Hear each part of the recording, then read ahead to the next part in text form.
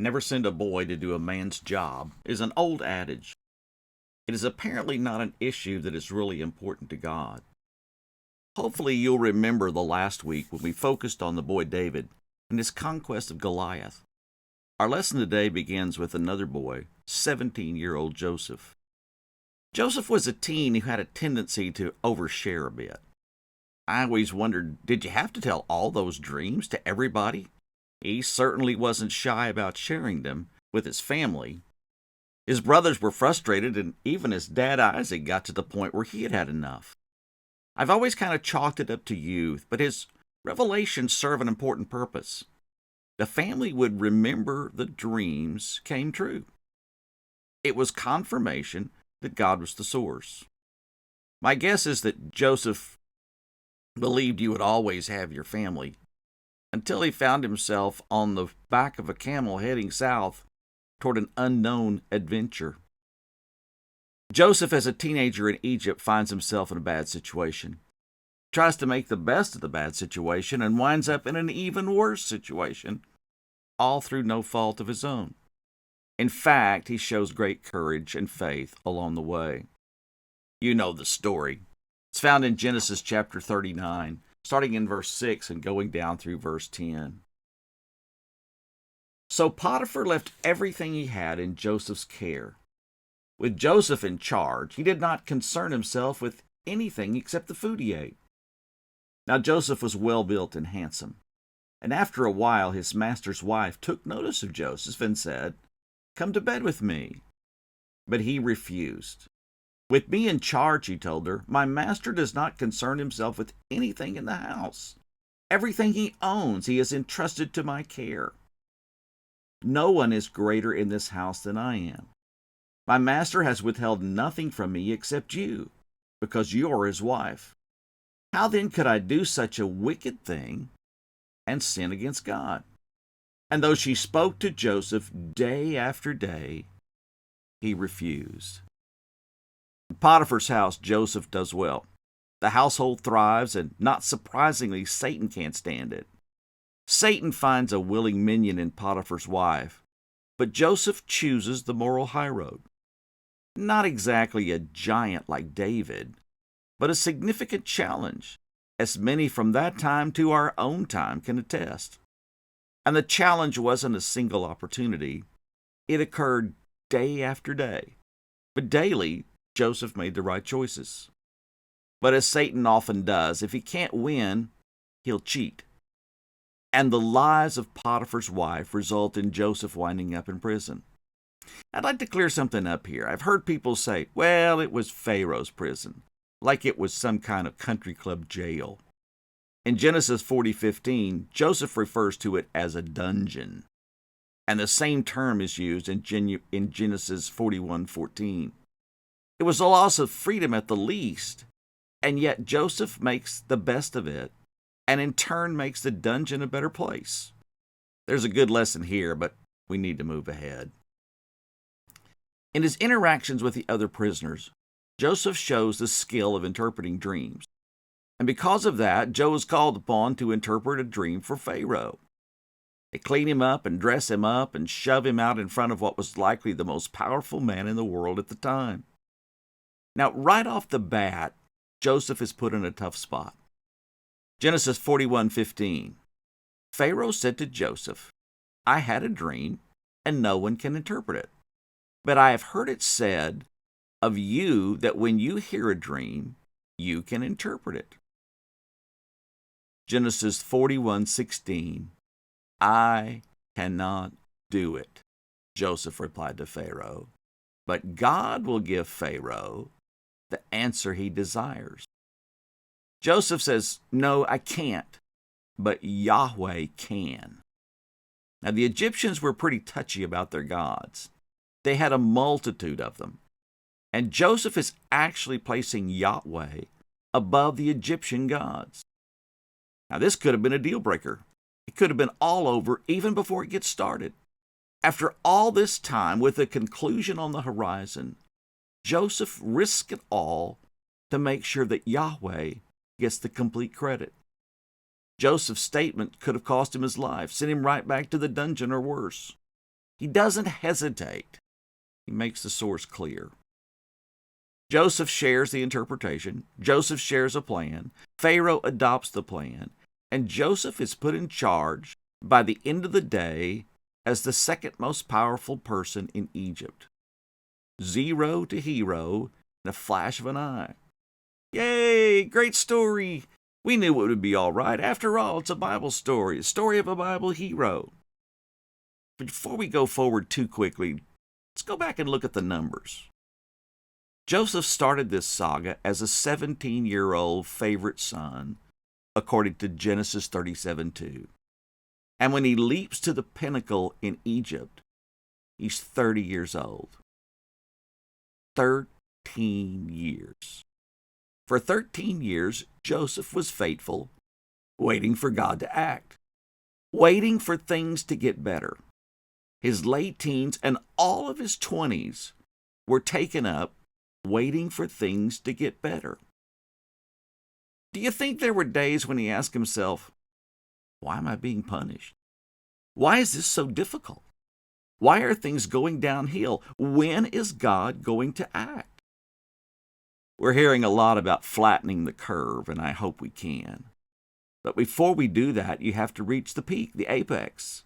And the simple truth is, we're still climbing.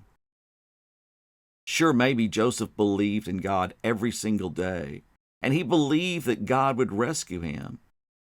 But he had to wonder at times, when? 4,745 days went by, or something close to that. Maybe you're wearing down a little because of the time. Terry and I watch the national news every day at 5:30. We like Lester Holt on NBC.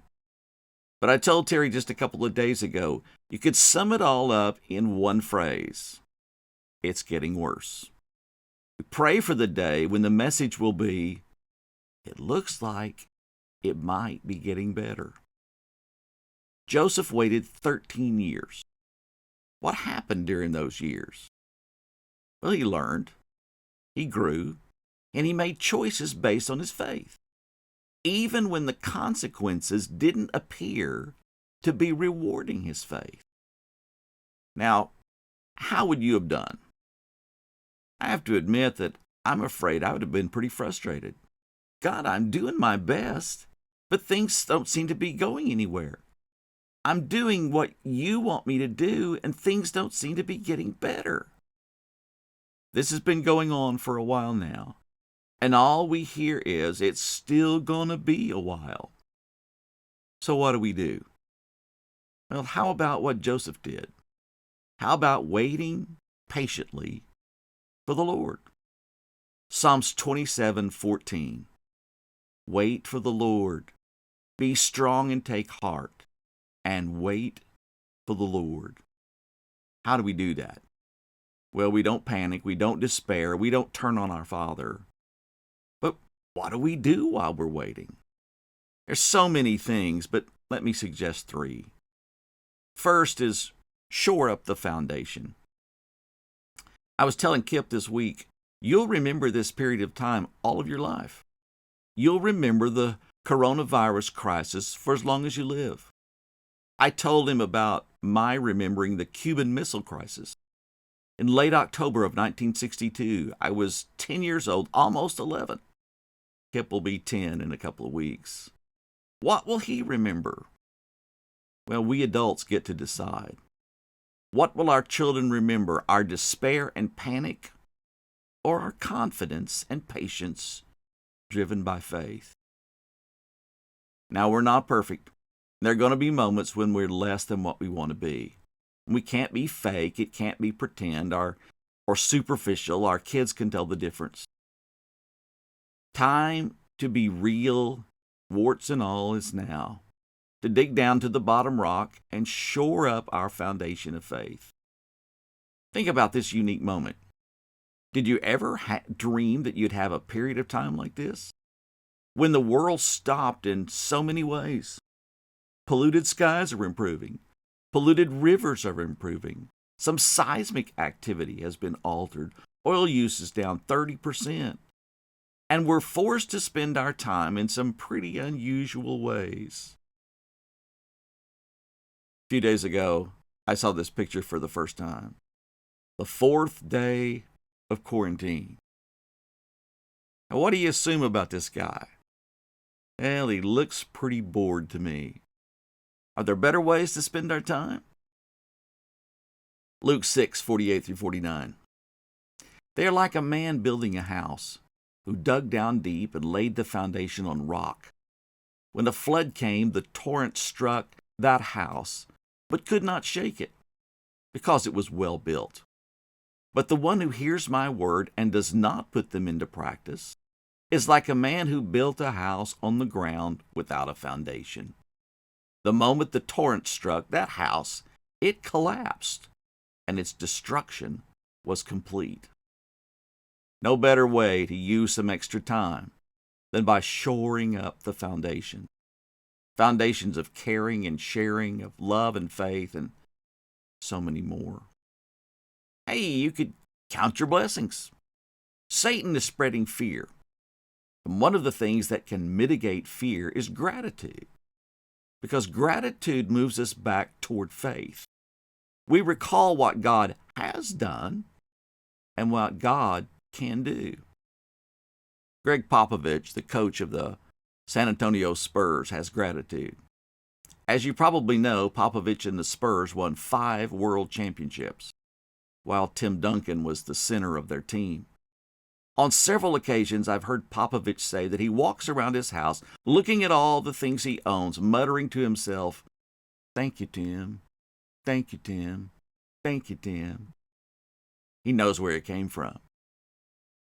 What if you woke up tomorrow with only the things you said you were grateful for today? It's a good reminder. There's plenty for which to be grateful. Make a list. See how different it makes you feel.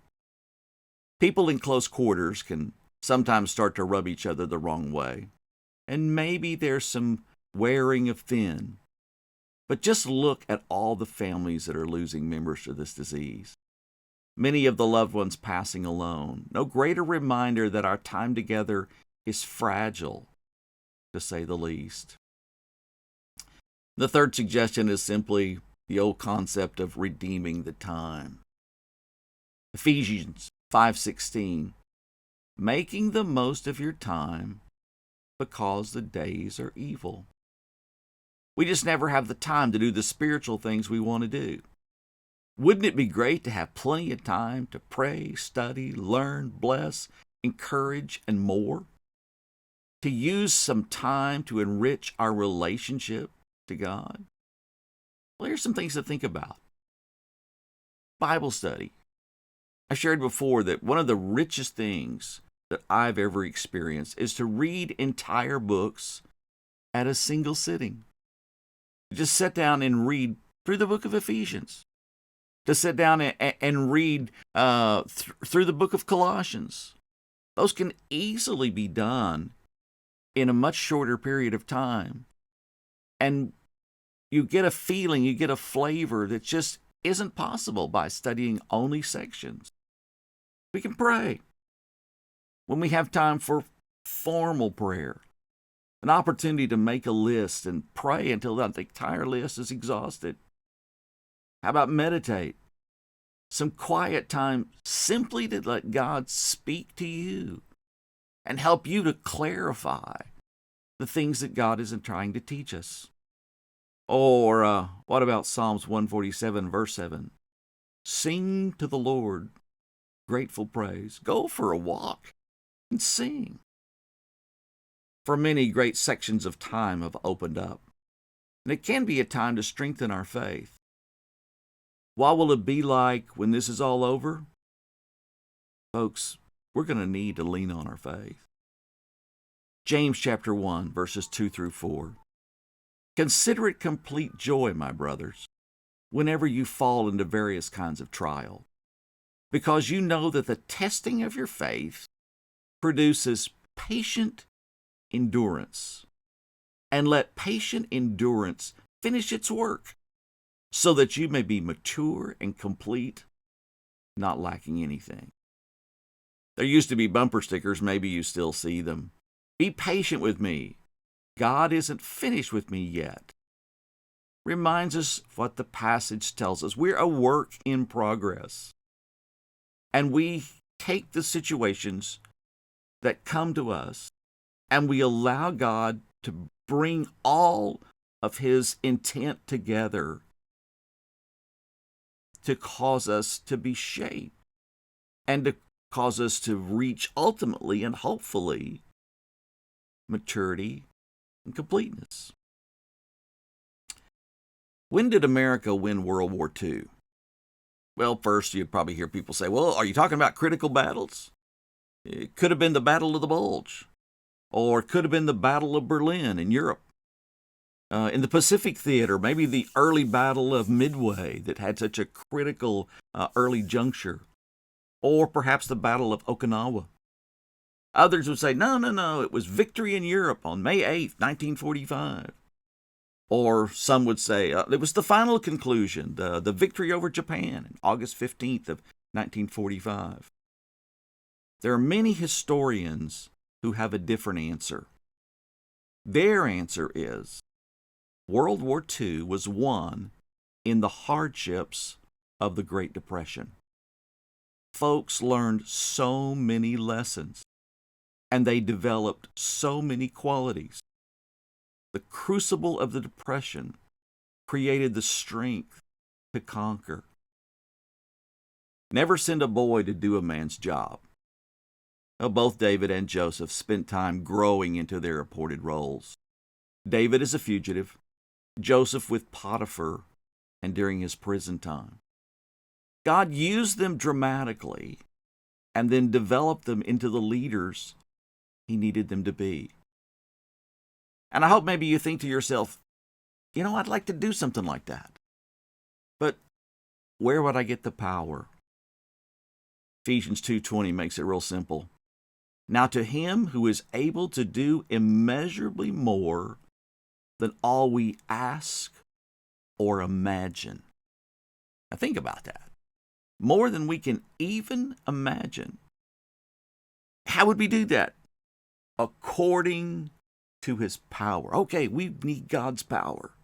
And those are topics that we think about. But I love the end of this passage. According to His power that is at work within us. It's already there.